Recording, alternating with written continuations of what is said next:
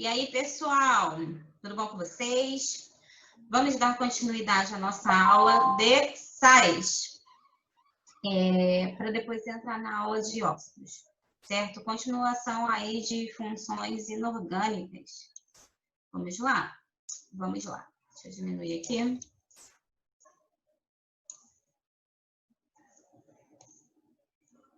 Lembrando que o material completo de funções inorgânicas, né, a aula completa em PDF vai ser disponibilizada na última aula, tá bom? Então, vocês não precisam ficar preocupados em juntar todos os slides, não, porque eu já vou fornecer ele completo na última aula.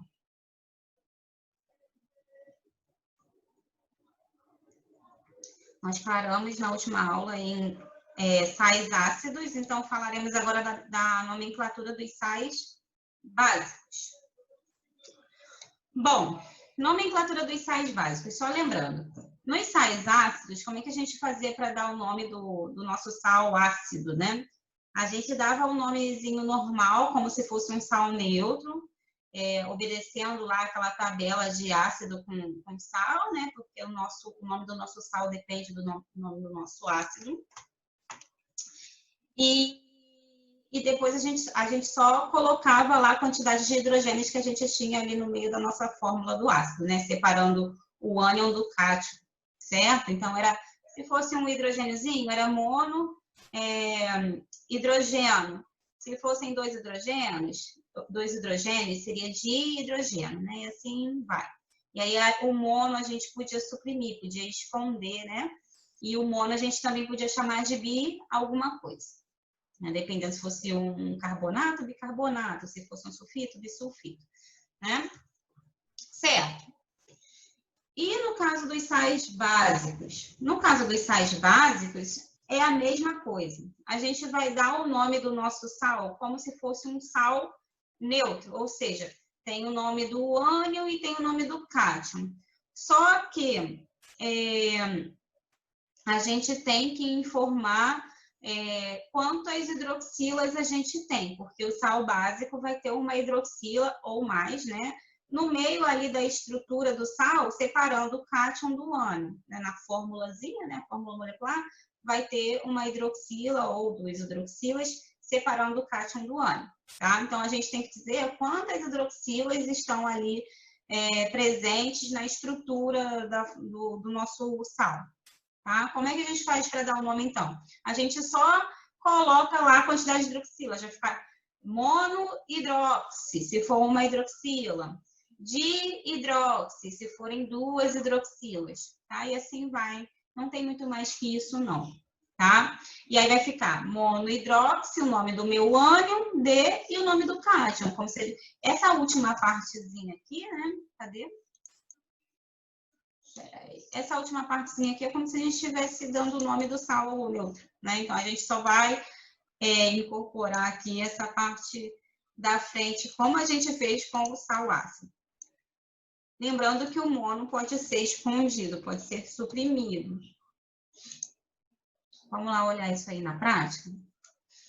Vamos trabalhar da fórmula para o nome, ou seja, o problema te dá a fórmula do sal e ele pede para você dar a nomenclatura desse sal. Como que vai ficar? Então, o meu problema me dá essa formulazinha aqui e eu quero dar o nome desse cara. Primeira coisa, eu tenho que identificar a classe da minha função inorgânica. É um ácido? Não é um ácido, porque para ser ácido tinha que ter hidrogênio aqui na frente, tá? Então, não pode ser um ácido. É uma base? Não é uma base, porque para ser base tinha que ter OH aqui no final, tá? Tinha que ter OH no final, então não é uma base. Então, a princípio, para a gente só pode ser um sal, né? Depois que a gente identifica que é um sal, a gente tem que identificar a classe desse sal. É um sal ácido, é um sal básico, é um sal neutro, né?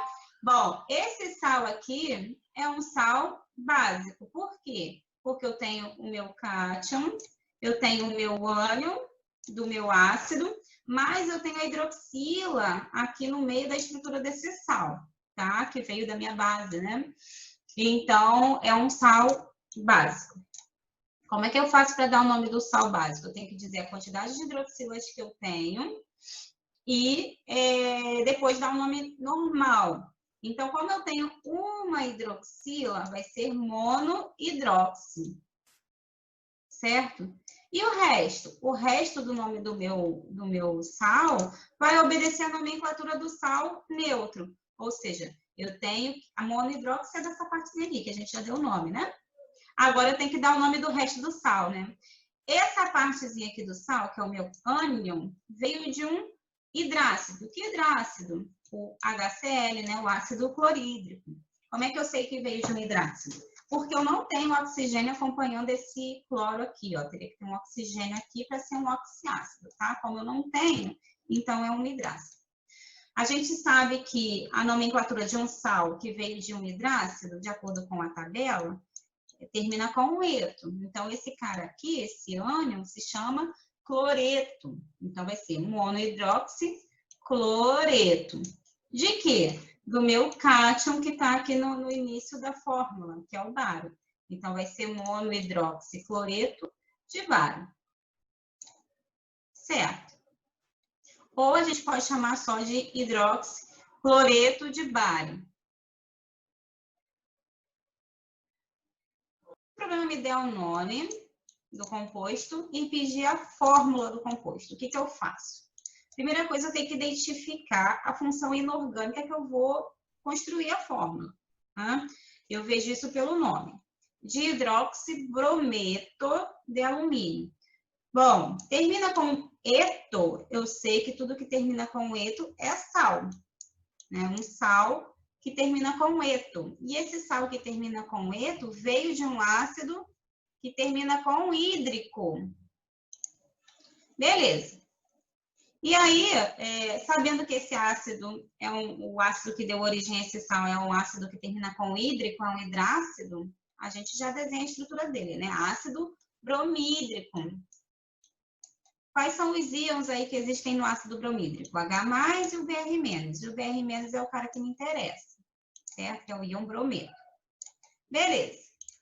Depois que eu descobri quem é o íon brometo, eu venho e vou descobrir os outros íons, o íon positivo que está me faltando, né? Já descobri o íon negativo e agora me falta o íon positivo, que é o dihidroxialumínio, tá? Vamos lá.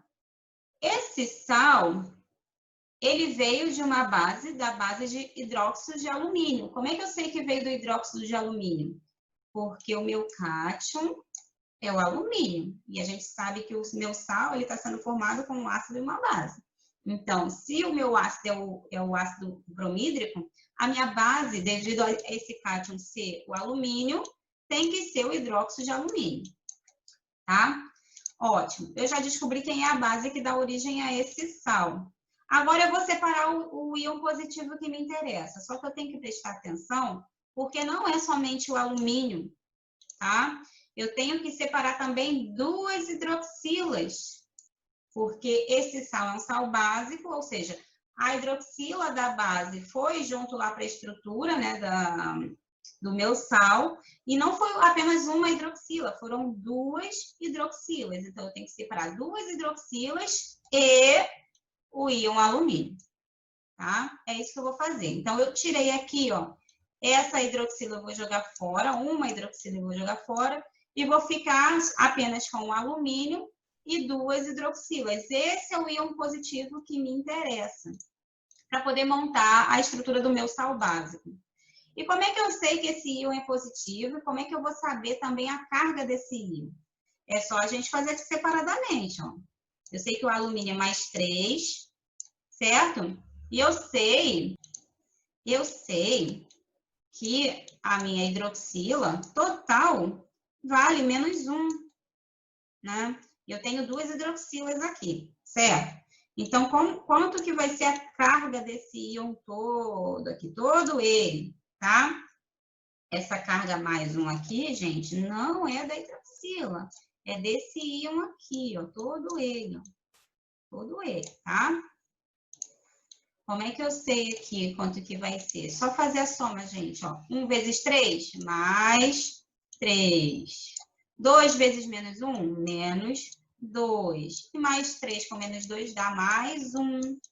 Então, eu sei que a carga desse cara aqui, ó, é mais 1, certo? A carga de tudão.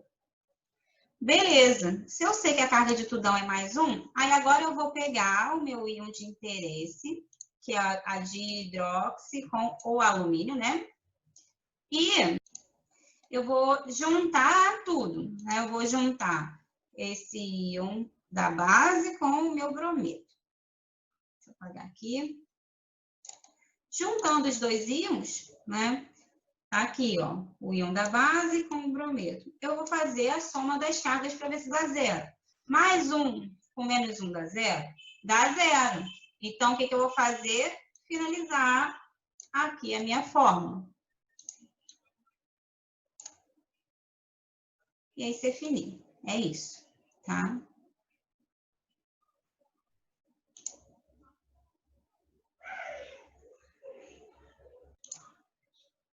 Bom, nomenclatura dos sais duplos, certo? Bom, como é que eu vou fazer para dar o nome dos sais duplos? Eu tenho um sal duplo, ele é composto de 2 ânions e 1 cátion, ou de 2 cátions e 1 ânion, certo? Pode ser de uma forma ou de outra. Lembra que a gente falou? Se eu tiver 2 ânions e 1 cátion, é porque eu usei 2 ácidos para formar esse meu sal, e apenas um tipo de base. Se eu tiver um sal duplo de 2 cátions com 1 ânion, é porque eu usei 2 tipos de bases e um tipo de ácido para formar esse sal duplo, tá? Então, eu tenho que ver isso. Beleza. Qual é a regra? A regra é, eu sempre vou colocar, no caso do cátion, se eu tiver um sal duplo com 2 cátions, o cátion que vem primeiro na nomenclatura e até na própria ordem ali da fórmula, é o cátion mais eletropositivo, e depois vem o menos eletropositivo. Se eu tiver um sal duplo com 2 ânions, então eu vou colocar o ânion mais eletronegativo primeiro, e depois eu boto o menos eletronegativo, tá? Então, se forem 2 cátions, vem primeiro o mais eletropositivo. O cátion é positivo. Se forem 2 ânions, vem primeiro o mais eletronegativo, porque o ânion é negativo, tá? A ideia é essa. Como é que faz? Eu boto, se for um sal duplo de 2 cátions, é o nome do meu ânion, que vem primeiro, como qualquer sal, né? Qualquer sal neutro vem primeiro o nome do ânion, né? Então, o nome do ânion D, e aí eu boto cátion 1, cátion 2. Se for um sal duplo com 2 ânions, eu vou botar o nome do primeiro ânion, o nome do segundo ânion D e o nome do meu cátion. Vamos lá ver como é que isso funciona. Vamos ver aqui, ó. Da fórmula para o nome, tá? Meu problema me deu esse salzinho aqui. Como é que eu sei que isso é um sal? É um ácido? Tem hidrogênio na frente? Não tem, então não é ácido. É base? Tem OH no final? Não, não tem, então não é uma base. Então, a gente sabe que isso aqui só pode ser um sal, tá? Não pode ser óxido, porque óxido é composto binário, então não pode. Mas a gente vai ver óxido daqui a pouco.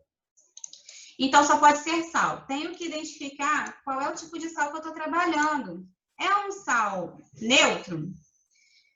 É um sal neutro, de certa forma é neutro, mas reparem que eu tenho 2 cátions, então a gente chama esse sal neutro aqui de sal duplo, porque tem 2 cátions, tá?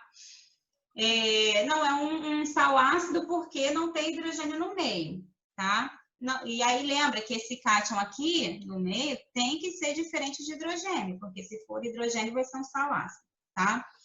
Bom, se eu tenho 2 cátions, eu tenho que observar o seguinte: o nome do meu sal vai ser primeiro o cara que é mais eletropositivo, depois o cara que é menos eletropositivo. Só que antes disso, de dar o nomezinho desse sal, classificando aí esses cátions, eu tenho que saber qual é o ânion que eu tenho que colocar ali no início da nomenclatura, né? Como é que eu faço isso? Quem é o meu ânion aqui? É o enxofre menos 2, certo? Que tipo de ânion é esse? É o íon sulfeto. Como é que eu sei que esse íon é o íon sulfeto? Eu não tenho oxigênio aqui do ladinho dele. Então, esse ânion não veio de um oxiácido. Ele não pode ser nem hidro e nem átomo. Então, ele veio de um ácido do tipo hidrácido, um ácido sem oxigênio. Qual ácido? Ácido sulfídrico. Então, esse ânion é o íon sulfeto. Tá? Sulfeto de quê? De sódio, que é o mais eletropositivo, e potássio. Ai, botei a seta no lugar errado. E potássio, que é o menos eletropositivo, tá? Então, é sulfeto de sódio e potássio. Ok. No caso desse sal aqui, que é bem maior e que assusta mais, porque tem mais elementos, né? Como é que a gente faz para dar o nome dele? Então, os cátions que eu tenho, o magnésio, que é mais 2, e a prata, que é mais 1. Com isso, eu consigo saber qual é o ácido que me deu esse sal, né? Que gerou esse sal, né? Eu sei que esse ânion aqui, o PO4, tem carga menos 3, certo? Menos 3. Como é que eu sei? Se a parte positiva aqui do sal está dando mais 3, a parte negativa, que é o PO4, tem que dar menos 3. Ou seja, quando eu for montar aqui a fórmula do meu ácido, né? Eu tenho que colocar 3 hidrogênios, porque a parte positiva tem que dar mais 3, certo? Qual é o ácido que gerou esse sal? É o ácido fosfórico, ortofosfórico ou somente fosfórico. Como é que eu sei que é o ácido fosfórico? Porque um oxiácido tem oxigênio lá na estrutura dele, e esse fósforo aqui tem número de oxidação igual a quanto? Igual a mais 5, certo? Então, número de oxidação mais 5 é um ácido íon, é um ácido fosfórico. Então, qual vai ser o nome do PO4, que é o meu ânion de interesse? Vai ser o fosfato. Fosfato. Fosfato de quê? Dos cátions que eu tenho na estrutura. Primeiro o mais eletropositivo e depois o menos eletropositivo. O mais eletropositivo é o magnésio, está na família 2A. Então, fosfato de magnésio e prata. A prata tem NOx fixo, não preciso dizer o número de oxidação dela. É um metal de transição com NOx fixo. Ok. E agora, se eu quiser fazer a mesma coisa, né? A gente fez 2 exemplos aí para um sal duplo, que tem 2 cátions. Vamos ver agora como é que fica a nomenclatura de um sal duplo quando eu tenho 2 ânions, tá? Ou seja, que foi produzido através de 2 ácidos, utilizando aí 2 ácidos, certo? Vamos lá. Vamos observar esse primeiro exemplo. Não é ácido, né? Qual vai ser a função inorgânica? Não é ácido, não tem hidrogênio na frente. Não é base, porque não tem OH no final. Só pode ser sal. Qual tipo de sal? Um sal duplo. Como é que eu sei que é um sal duplo? Tenho 2 ânions. Quais são os ânions? O F- e o Cl-, certo? Flúor, está na família 7A, a carga dele aqui é menos 1. E o cloro, a mesma coisa. E qual é a carga do meu cátion? Mais 2. Cálcio, família 2A, mais 2. Ok. Tá certinho a soma das cargas dá 0? Dá. Mais 2 com menos 2 dá 0. Quais são os ácidos que deram origem a esse sal? O ácido clorídrico e o ácido fluorídrico.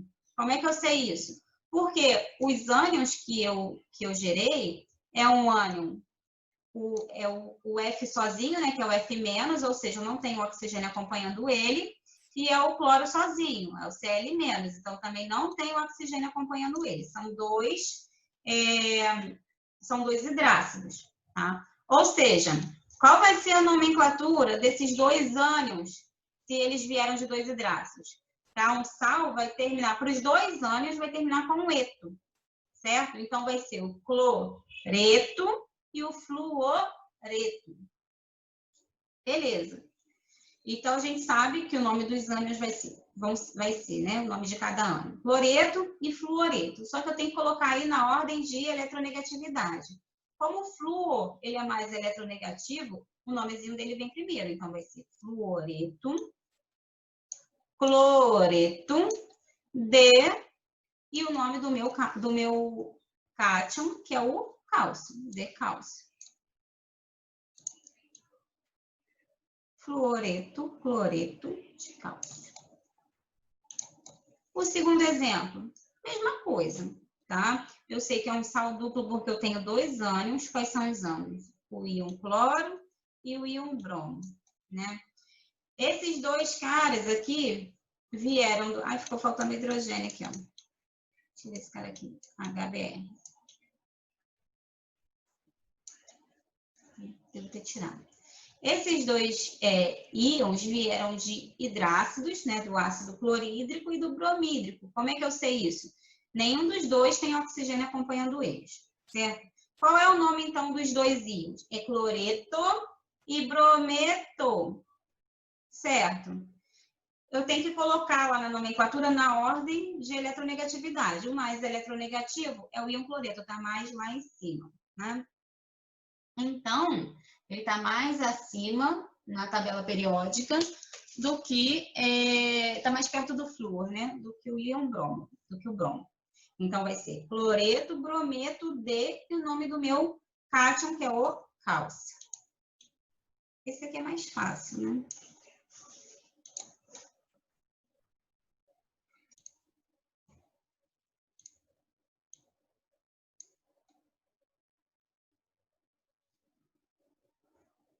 Bom, nesse segundo exemplo, nós temos também um sal duplo contendo aí 2 ânions, né? Ou seja, ele veio de 2 ácidos.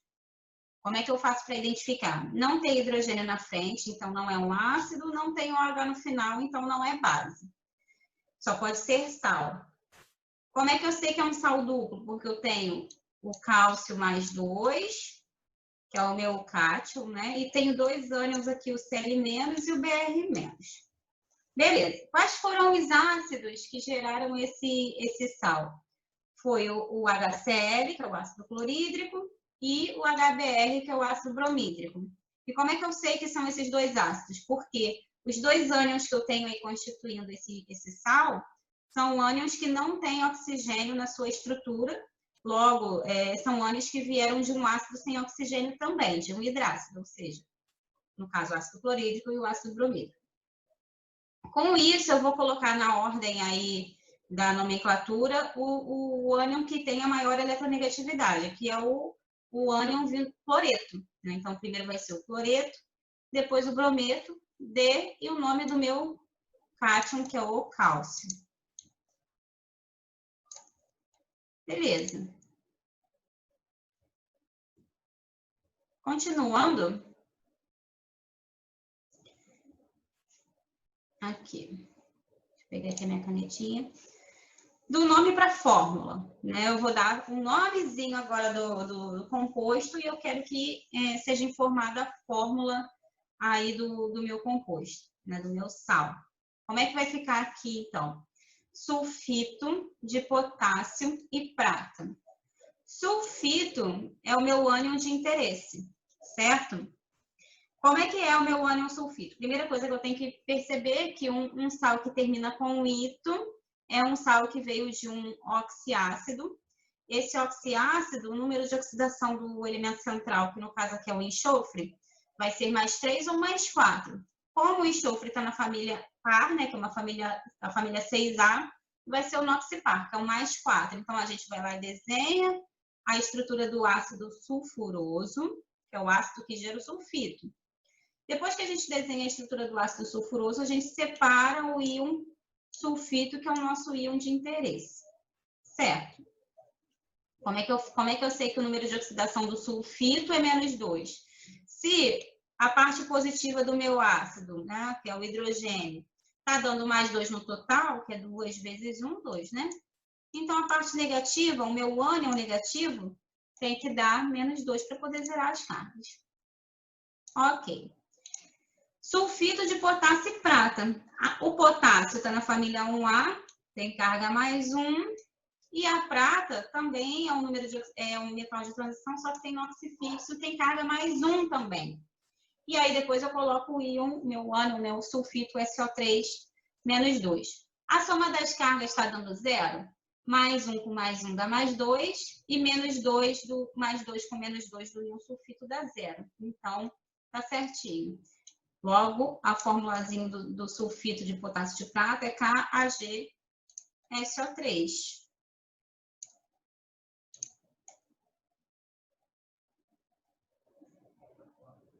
Ok.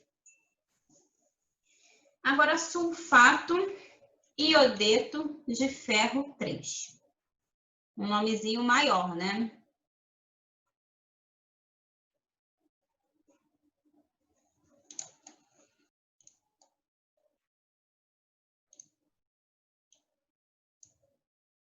Bom, agora vamos do nome para a fórmula, né? Sulfato iodeto de ferro 3. Pela nomenclatura, a gente já sabe que o composto é um sal, porque tem aí a finalização do ânion ato e um ânion eto também. A gente sabe que é um sal duplo porque tem 2 ânions, certo? Então, a gente vai aí isolar os nossos ânions para depois juntar com o cátion e poder montar a estrutura do sal final. Bom, vamos começar então pelo íon, pelo sulfato, né? O nosso ânion sulfato. O sulfato, um sal ato, ele veio de um ácido ico, ou seja, do ácido sulfúrico. Beleza. O ácido sulfúrico, a gente tem que montar a estrutura dele, a gente já sabe montar, H2SO4, certo? E aí o nosso íon sulfato vai ser só o SO4, só a parte negativa aí, o ânion negativo do ácido, né? Como é que a gente faz, gente? Só para lembrar aqui, ó, tem H2SO4. Como é que eu sei que o SO4 é o meu ânion negativo, o SO4 menos 2? Porque quando eu faço a ionização desse ácido vai liberar H+, no caso 2H+. Como é que eu sei que é 2? Que são 2 aqui, ó, tá aqui embaixo, tá? 2H+, e o SO4, que tem carga menos 2, certo? Como é que eu sei que a carga dele é menos 2? O enxofre vale mais 6. Como é que eu sei isso? Pela nomenclatura, tá? E o oxigênio é menos 8 no total, né? Porque eu tenho 4 vezes menos 2, menos 8. Então, mais 6 com menos 8 dá menos 2. Certo? Então, eu já sei quem é o meu íon sulfato e o íon iodeto. Iodeto é um sal de iodo que veio de um ácido hídrico, ou seja, do ácido iodídrico, sem oxigênio. Então, veio do ácido HI, vou isolar aqui só o íon iodeto, que é o I-. E eu sei que o meu cátion é o ferro mais 3, porque está aqui, ó, na nomenclatura. Ferro 3 quer dizer que é o ferro mais 3. Então, agora eu vou juntar todos os íons. O ferro mais 3 é o primeiro, que é o íon positivo, né? E depois eu tenho que colocar aí o íon sulfato e o íon iodeto na fórmula, sendo que o mais eletronegativo é o que entra primeiro. Como eu tenho aí 5 átomos, né, no íon sulfato, a soma das eletronegatividades dele são 4 oxigênios e um enxofre, né? Muito maior a eletronegatividade do que do íon iodeto. Então, o sulfato vem primeiro. Sulfato e depois o iodo. A soma das cargas está dando 0 de todos os íons, mais 3 com menos 2 com menos 1 dá 0, né? Menos 2 com menos 1 dá menos 3 e menos 3 com mais 3 dá 0. Então, a soma das cargas aí está dando 0. Ok. Nomenclatura dos sais hidratados. Como é que a gente faz para dar o nomezinho de um sal hidratado? Ou seja, um sal que vai ter lá a estrutura dele, um pontinho e lá N águas, né? Uma quantidade N lá de águas. Vai depender do tipo de sal, né? A gente vai dar o nome do sal como se fosse um sal neutro, normal, né? E aí vai dizer quantas águas estão acompanhando aí na estrutura dele. Se for uma molécula de água, vai ser monohidratado. Se forem 2 moléculas de água, vai ser dihidratado. O hidratado quer dizer que tem água, né? E o mono, di, tri, tetra, enfim. Vai ser a quantidade de moléculas que eu tenho aí de água na estrutura desse sal. Então, como é que fica isso aí na prática, né? Na fórmula para o nome, meu problema me deu essa formulazinha aqui quer que eu saiba o nome desse sal, certo? Primeiro eu dou o nome da parte do sal sem água aqui, ó, como se fosse o meu sal neutro, né? Qual o nome desse sal aí? O SO4, a gente sabe que é o íon sulfato, veio do ácido sulfúrico. Beleza.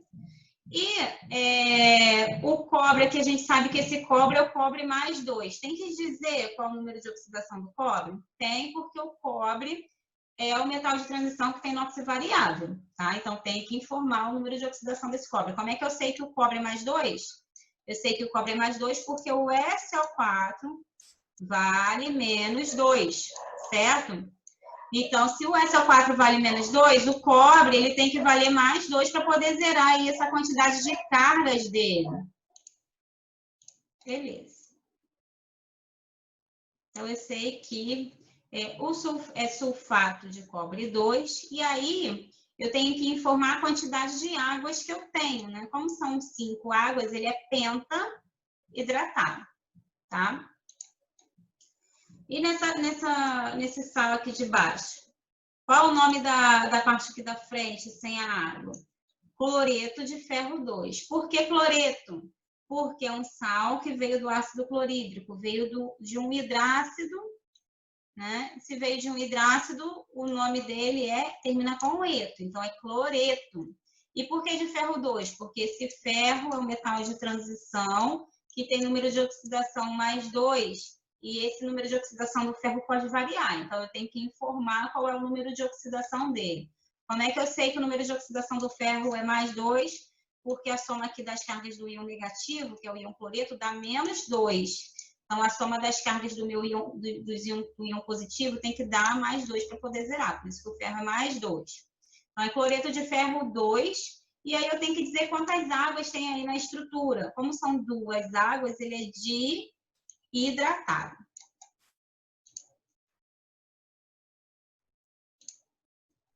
Continuando, sulfato de magnésio heptahidratado. Primeiro, agora a gente vai fazer do nome para a fórmula, né? A gente fez da fórmula para o nome, que é mais fácil. Agora a gente vai fazer do nome para a fórmula, ou seja, o problema me dá o nome e eu dou a fórmula do composto. Sulfato de magnésio heptahidratado. Então, primeiro a gente vai montar o sulfato de magnésio. Sulfato é um sal que veio do ácido íquico. Esse ácido íquico é um oxiácido que tem um enxofre no meio, ou seja, é o ácido sulfúrico. Hidrogênio mais 1, oxigênio menos 2, ácido sulfúrico, 2 opções para o enxofre, mais 5 ou mais 6 de número de oxidação. Enxofre está na família par, noxipar, então ele é mais 6. A soma das cargas aqui está dando mais 7, então eu coloco um 2 aqui embaixo do hidrogênio para dar mais 8, e aí eu poder zerar aqui a carga com 4 embaixo do oxigênio para dar menos 8. Então, ácido sulfúrico. Vou isolar o sulfato. O meu íon sulfato é o SO4, que a gente já viu que tem carga menos 2, certo? Então, meu íon sulfato é esse. E é o meu cátion, que vai vir na frente do sulfato, é o magnésio. Magnésio família 2A, carga mais 2, aqui. E o sulfato já tem carga menos 2. A soma das cargas dos dois íons, do cátion e do ânion, mais 2 com menos 2 dá 0. Então, a gente sabe que o sulfato de magnésio é o MgSO4. Agora, a gente tem que colocar as águas, né? Porque ele é heptahidratado. Se ele é heptahidratado é porque eu tenho 7 águas, então eu boto 7 e água. E aí acabou a fórmula. Ok. Bom, em relação à nomenclatura dos sais, era isso, tá? Agora a gente vai falar um pouquinho da solubilidade dos sais em água, tá? A gente tem aí os sais que podem ser solúveis e alguns sais que são praticamente insolúveis. Tem sal que é completamente insolúvel? Não. Todos os sais, eles se solubilizam na água, nem que seja um pouquinho, tá? Nem que seja um pouquinho, mas ele vai se solubilizar. Tem sais que são completamente solúveis, ou seja, Quando eu coloco em água, ele vai se solubilizar completamente, como é o caso do cloreto de sódio, né, o sal de cozinha. E tem alguns sais que eles são praticamente insolúveis, ou seja, eles vão se solubilizar muito pouquinho. A maior quantidade deles não vai se solubilizar na água, não vai se misturar, ou seja, não vai se dissociar, né? Os sais muito solúveis, eles vão sofrer a dissociação total. Então, todos os meus cátions e todos os meus ânions vão estar livres ali na minha solução aquosa para se movimentar. Então, eu vou produzir uma solução muito eletrolítica, com uma alta condutividade elétrica, tá? Os sais pouco solúveis, eles não vão disponibilizar muitos seus íons lá para a solução aquosa. Por quê? Porque esses íons, esse sal, como ele não se solubiliza, ele não sofre uma dissociação total, né? Então, vai ser uma dissociação parcial, poucos íons disponíveis aí na solução. Então, a minha solução eletrolítica vai conduzir pouca eletricidade, não vai ter uma alta eletricidade, né? Vai ter baixa condutividade elétrica, porque eu tenho poucos íons aí disponíveis para que essa condução aconteça. Ok. Então, eu coloquei aqui uma tabelinha, que é uma tabela de solubilidade de acordo com o tipo de ânion e o tipo de cátion que a gente está trabalhando, tá? O que eu aconselho a vocês? Eu preciso decorar todos os solúveis? Não. É melhor vocês saberem mais ou menos quais são os insolúveis, ou os praticamente insolúveis, né, que a gente chama. Porque primeiro que a quantidade é menor, ó. Eu só tenho essas 3 colunas, e para os solúveis a gente tem uma quantidade maior, tá? Principalmente, esses aqui que são os halogenados, que a gente costuma cair mais em prova, tá? Então, principalmente, saber esses halogenados, ou seja, cloreto, iodeto, brometo, fluoreto, né, de prata, cobre, todos esses halogenados de metal de transição, tá bom? Eles são são insolúveis que costumam cair mais em prova, tá? Mas, assim, saibam também que o acetato também é praticamente insolúvel e os sulfatos, esses sulfatos aqui também são, com exceção aí, ó, sulfato com cátion da família 2A, ou seja, sulfato, todos eles da família de cálcio, de bário, menos o de magnésio é solúvel. E os sulfatos contendo aí esses metais de transição, tá? Eles são os mais insolúveis. O resto é tudo solúvel, tá bom? Então, aconselho que vocês saibam, pelo menos tenham a ideia, não sejam pegos de surpresa em relação a essas 3 coluninhas aqui, tá? Essas 3 linhas aqui. Tudo bem? Isso aqui, gente, é decoreba, tá? Bom, em relação aos sais, é isso que a gente tem para falar. Então, vou começar a falar dos óxidos, para depois que a gente falar dos óxidos, que a gente falar tudo de óxidos, eu vou falar um pouquinho dos hidretos. Hidretos geralmente caem mais nas provas discursivas, tá? Então, eu vou deixar para falar deles no final. O que são óxidos? Óxidos são substâncias que vão possuir oxigênio ligado a mais um tipo de elemento químico, tá? Então, eu tenho sempre o elemento oxigênio, pode ser mais de um átomo, tá? Mas é o elemento oxigênio com mais um elementozinho. Também pode ter mais de um átomo desse outro elemento.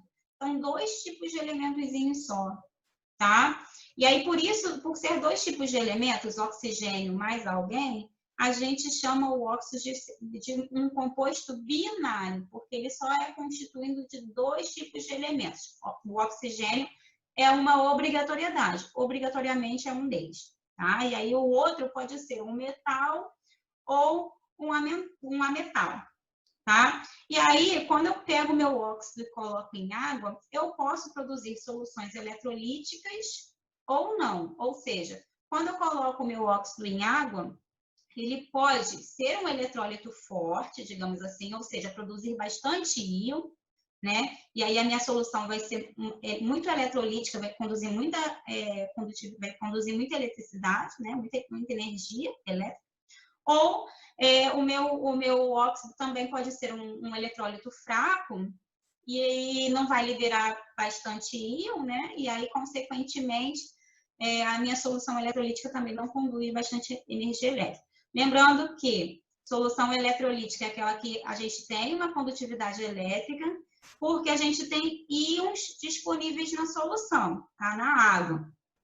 E aí, a minha substância, quando eu coloco lá na água, se ela liberar bastante íon para mim, se ela for muito solúvel, ela vai ser vai ser um eletrólito forte, tá? Ela liberou bastante íon para mim, tá bom? Ela é um eletrólito forte, ela se solubilizou bastante, beleza?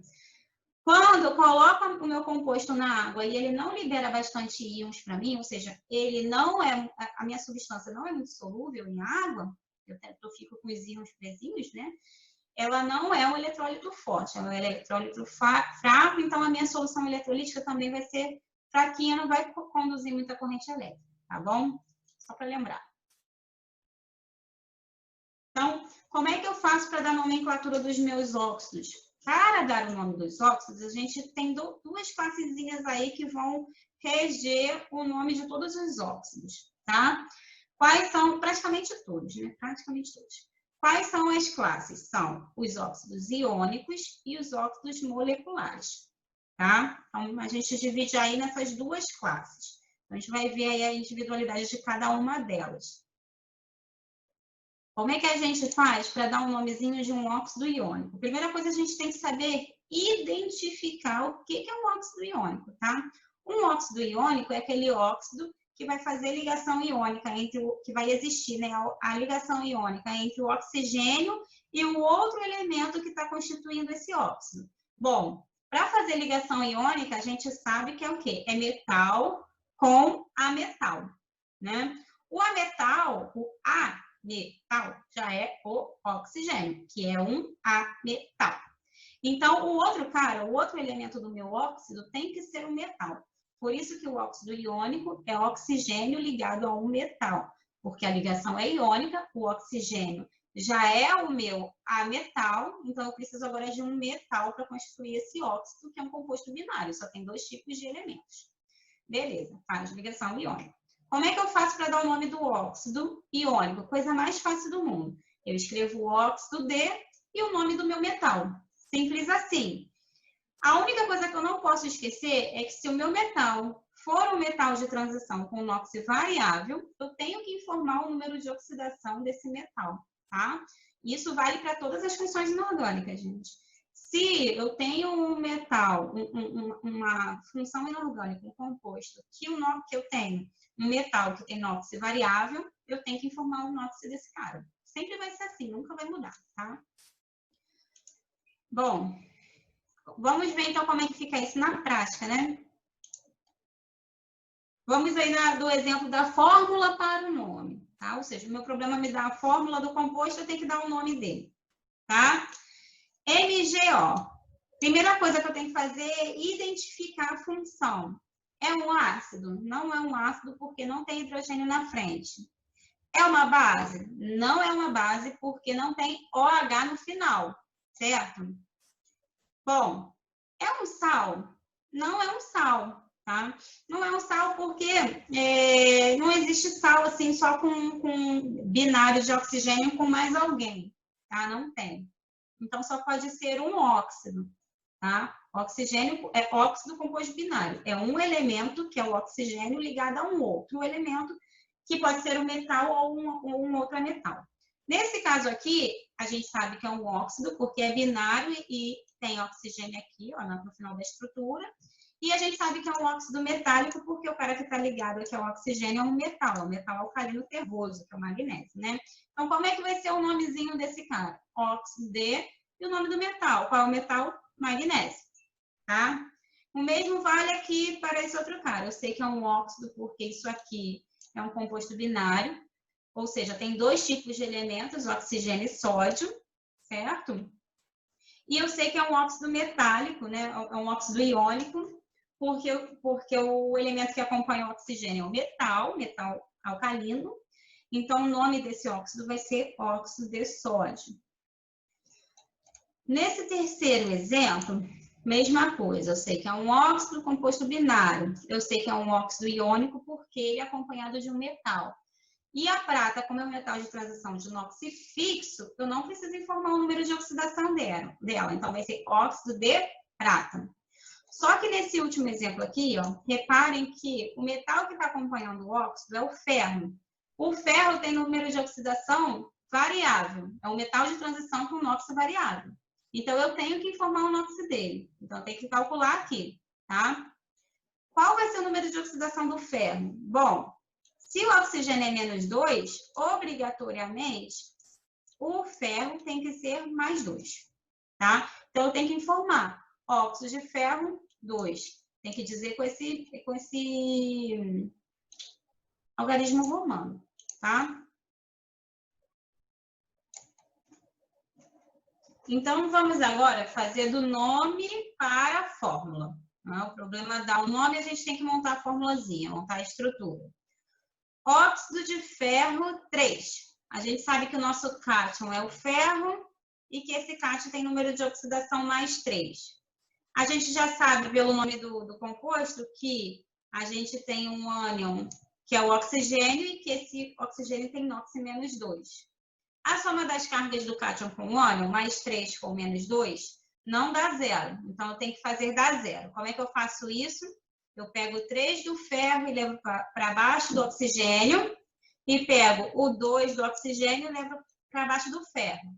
Aí a gente confirma aqui para ver se está dando zero, né? 2 vezes mais 3, mais 6. E 3 vezes menos 2 do oxigênio, menos 6. Mais 6 com menos 6 dá zero. Então, ó, o balanço de carga está certinho. A fórmula do meu óxido de ferro 3 é Fe2O3. Beleza. Segundo exemplo aqui, ó, óxido de zinco.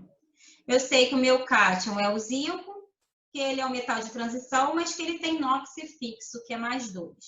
E o meu ânion vai ser o oxigênio, que tem NOx menos 2. Tenho que observar que a soma das cargas está dando zero, do cátion com o ânion. Mais 2 com menos 2 dá zero, então beleza, está fechado. A fórmula do meu óxido é ZnO. Beleza. Terceiro exemplo aqui, óxido de cobre 1. É interessante até para a gente comparar esse terceiro exemplo com o quarto exemplo, tá? Que é o óxido de cobre 2, para a gente ver a diferença das duas fórmulas, que é, do primeiro é CO2O e do segundo é só CO. Tá? Por que que isso acontece? Vamos lá. Óxido de cobre 1. Nosso cátion é o cobre e a gente sabe que ele é um metal de transição que tem NOx variável. E que o NOx dele vai ser mais um. A gente sabe isso pelo nome, né? Beleza.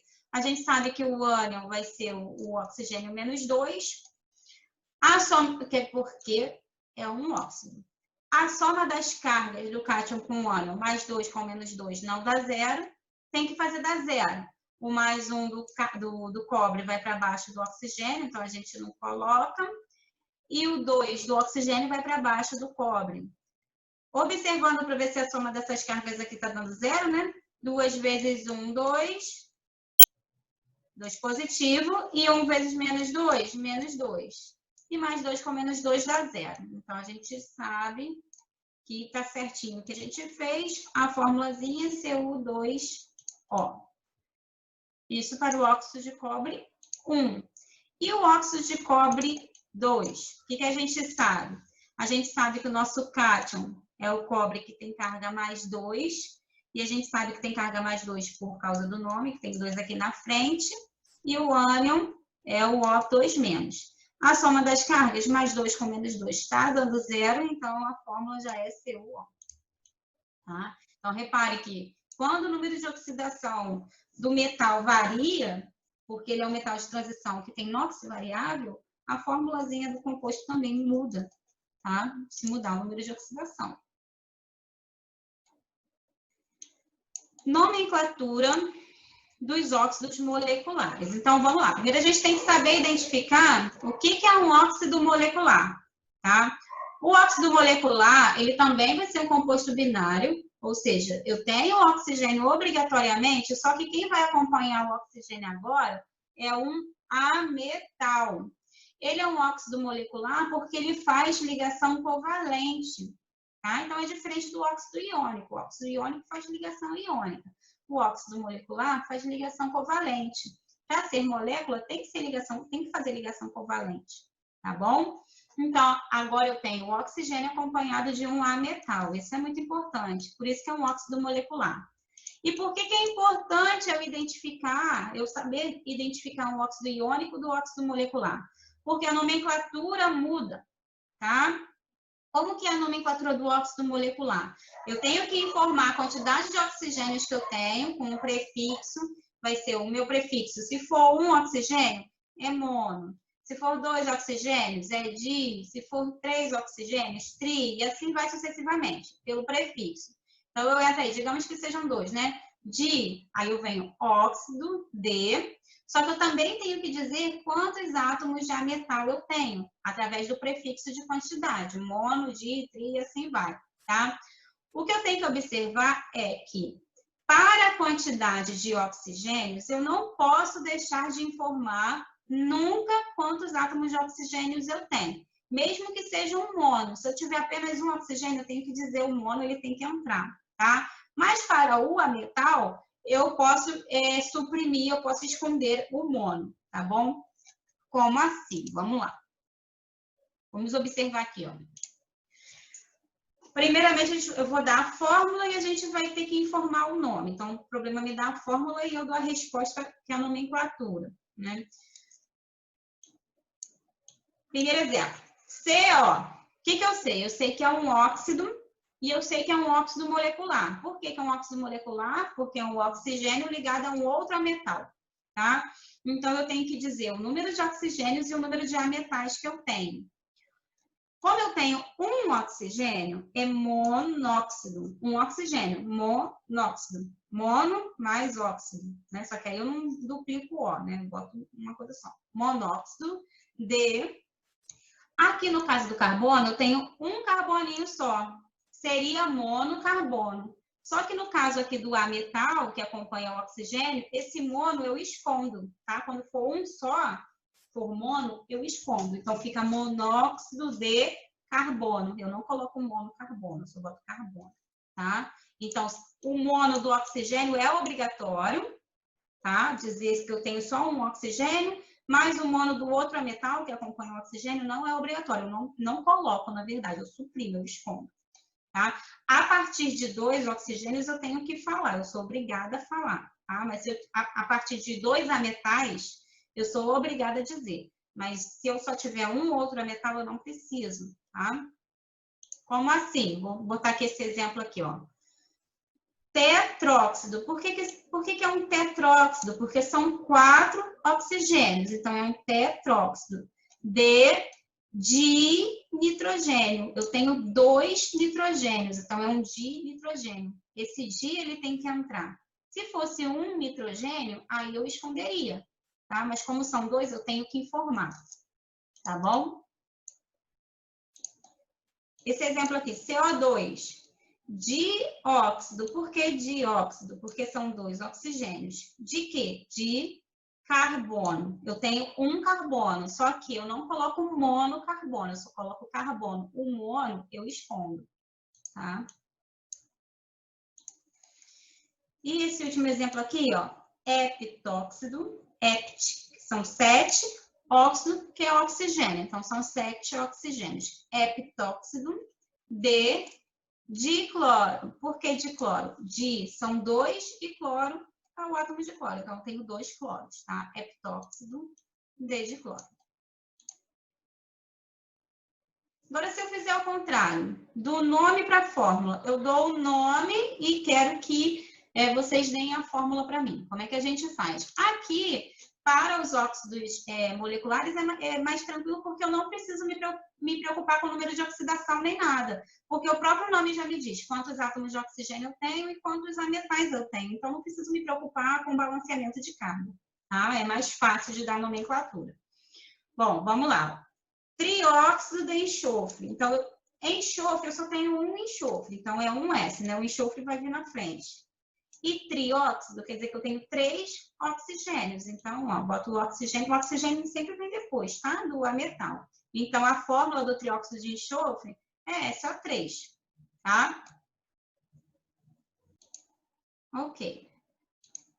Dióxido de enxofre, ó. Se o número de oxigênios muda, a fórmula muda. Dióxido são 2 oxigênios, de enxofre, um enxofre só. Então, ó, SO2, já montei a fórmula.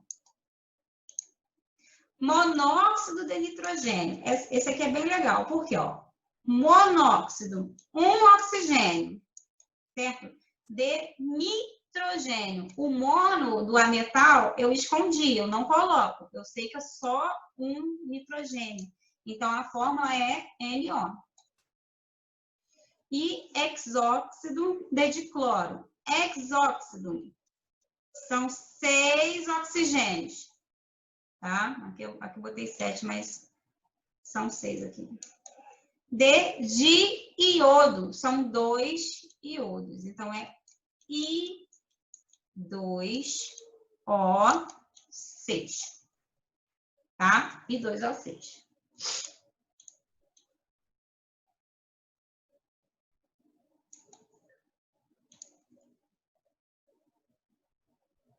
Aí eu coloquei aqui essa tabelinha só para vocês saberem aí a quantidade que a gente relaciona de átomos e moléculas e os prefixos, né? Um átomo ou uma molécula é mono, 2 di, 3 tri, 4 tetra. Aí, geralmente, quando termina com o tetra, penta, hexa, hepta, a gente tira esse A e coloca o que a gente quer, tá? Geralmente, tá? Geralmente, mas depende do caso, tá bom? Se forem, no caso dos óxidos, a gente tira o A, tá bom? Mas se for, no caso, a água, quando é um sal hidratado, a gente tem que falar tetrahidratado, tá bom? Aí a gente tem que observar aí o caso que a gente está trabalhando, tá bom? Geralmente, o prefixo mono pode ser suprimido. Só não pode ser suprimido no caso do óxido molecular, onde a gente está dizendo que esse mono é o número de oxigênios, tá? Aí, nesse caso aí, não pode não, mas se for para informar o número de ametais que está acompanhando o oxigênio, aí eu posso esconder o mono, tá bom? Então, por hoje é isso, pessoal. Espero que vocês tenham entendido. A gente ainda não finalizou nossa aula de óxidos, porque a gente ainda precisa ver... A gente finalizou toda a parte de nomenclatura, né? Só está faltando peróxidos, superóxidos, que é rapidinho, que eu vou falar especificamente dessa parte reacional, óxido ácido, óxido básico, o que eles produzem, quais são as reações, e aí quando eu for falar de peróxido e superóxido, eu falo da nomenclatura deles, que é facinho, tá? Então, a respeito dessa parte de peróxidos e superóxidos, é a próxima aula. E aí, depois que eu falar dessa parte, fechar óxidos, eu vou falar também de hidretos. Beleza? E aí a gente fecha funções inorgânicas com o hidreto metálico, tá? Espero que vocês tenham compreendido e até a próxima aula.